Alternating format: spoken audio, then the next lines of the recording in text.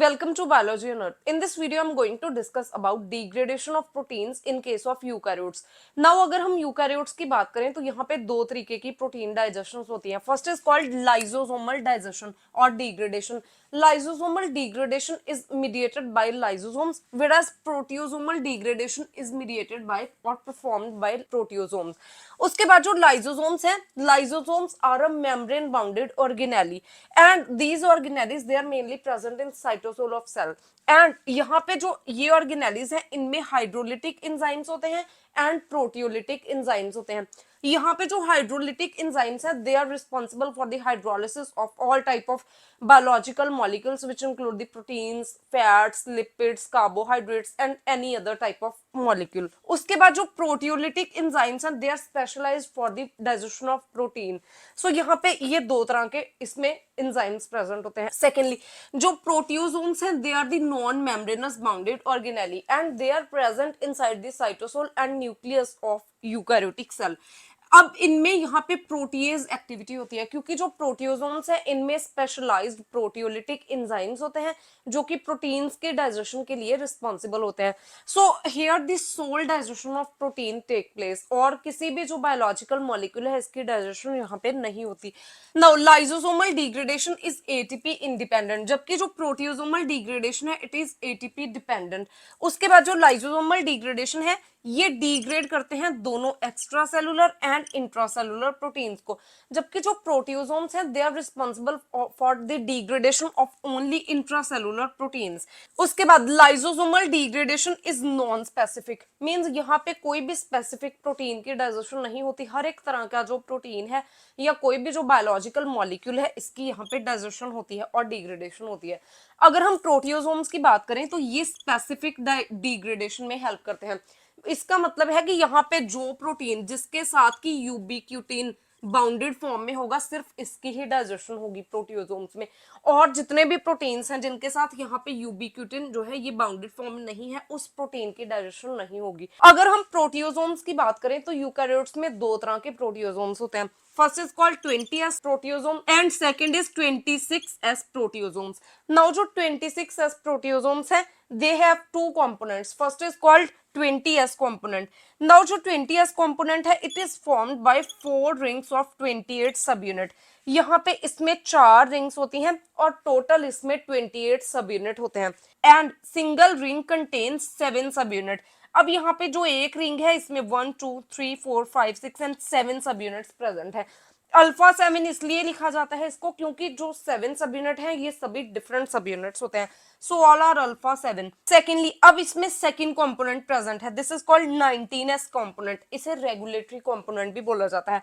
जो 19S component है it is formed by 19 सब यूनिट. तो जब यहाँ पे 19S एंड 20S कंपोनेंट ये दोनों कंबाइन होते हैं तो इस तरह का एक हॉलो सिलेंड्रिकल स्ट्रक्चर बनता है जिसे हम बोलते हैं प्रोटियोसोम.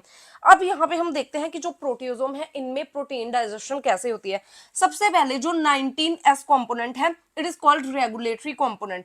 अब यहाँ पे ये आइडेंटिफाई करता है यूबिक्यूटिन कंटेनिंग प्रोटीन्स. तो सबसे पहले जो यूबिक्यूटिन कंटेनिंग प्रोटीन्स हैं उसको आइडेंटिफाई करता है 19S सब यूनिट. उसके बाद ये यहाँ पे जो प्रोटीन्स हैं इनसे यूबिक्यूटिन को रिमूव करता है एंड प्रोटीन्स को अनफोल्ड करता है. तो यहाँ तक तो इसकी एक्टिविटी है. उसके बाद ये जो अनफोल्डेड प्रोटीन्स है इनको ये इंट्रोड्यूस करता है इनटू दिस होलो सिलेंडर, और ये जो होलो सिलेंडर है इसमें डिफरेंट प्रोटियोलिटिक एंजाइम्स होते हैं जो कि प्रोटीन को डिग्रेड करते हैं और प्रोटीन की डाइजेशन करते हैं. तो इस तरीके से जो प्रोटीन्स हैं इनकी डाइजेशन होती है इनसाइड द प्रोटियोसोम्स. नाउ अब हम डिटेल में डिस्कस करेंगे अबाउट द प्रोटियोसोमल प्रोटीन डिग्रेडेशन. तो जो प्रोटियोसोमल प्रोटीन डिग्रेडेशन है it is mediated by ubiquitin protein. Ubiquitin is a monomeric protein और ये 76 अमीनो एसिड्स का बना होता है. It is present only in case of eukaryotes and it is highly conserved protein. Now यहाँ पे जो यूबिक्यूटिनेटेड प्रोटीन मींस वो प्रोटीन जो कि यूबिक्यूटिन के साथ कंबाइंड फॉर्म में होते हैं इन्हें हम बोलते हैं यूबिक्यूटिनेटेड प्रोटीन. तो ये जो यूबिक्यूटिनेटेड प्रोटीन है ये प्रोटियोसोमल डिग्रेडेशन में पार्टिसिपेट करते हैं. नाउ सबसे पहले यहाँ पे जो यूबिक्यूटिनेटेड प्रोटीन है ये 3 तरीके के हो सकते हैं. First is called mono ubiquitinated protein. यहाँ पे एक प्रोटीन है और इसके साथ सिंगल यूबिक्यूटिन मॉलिक्यूल प्रेजेंट है तो इसे हम बोलते हैं मोनो यूबिक्यूटिनेटेड प्रोटीन. उसके बाद मल्टी यूबिक्यूनेटेड प्रोटीन, इसका मतलब है कि ये एक प्रोटीन है और इसके साथ मल्टीपल यूबिक्यूटिन जो है ये बाउंडेड फॉर्म में है, so that's why multi ubiquitinated protein. And last is poly ubiquitinated protein. यहाँ पे क्या है, ये एक टारगेट प्रोटीन है और इसके साथ चेन ऑफ यूबिक्यूटिन मॉलिक्यूल जो है ये कंबाइंड फॉर्म में है। तो जब इस तरीके की अरेंजमेंट में यूबिक्यूटिन जो प्रोटीन है ये बाइंड होते हैं विद टारगेट प्रोटीन, तो इसे हम बोलते हैं पॉली यूबिक्यूनेटेड प्रोटीन। अब यहाँ पे ये जो सभी तरह के यूबिक्यूनेटेड प्रोटीन है इनकी प्रोटियोसोमल डिग्रेडेशन होती है इनसाइड द प्रोटियोसोम्स। सबसे पहले यहाँ पे तीन जो एंजाइम्स हैं ये पार्टिसिपेट करते हैं इन द यूबिक्यूटिनेशन ऑफ प्रोटीन्स। सबसे पहला एंजाइम है E1 enzyme, it is also called ubiquitin activating enzyme.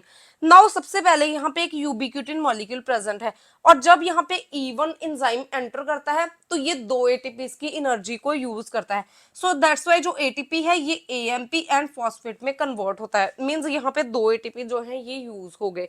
Now यहाँ पे जो E1 एंजाइम है इसके पास एक सल्फ हाइड्रल ग्रुप प्रेजेंट है और जो यूबिक्यूटिन है इसके पास कार्बोक्सिल ग्रुप प्रेजेंट है। तो जो E1 एंजाइम है इसका sulph hydel group and ubiquitin का जो कार्बोक्सिल ग्रुप है इनके बीच में एक बॉन्ड की फॉर्मेशन होगी और इस बॉन्ड को हम बोलते हैं थायोएस्टर बॉन्ड। तो इस तरीके से जो E1 एंजाइम है ये यूबिक्यूटिन के साथ बाइंड कर गया।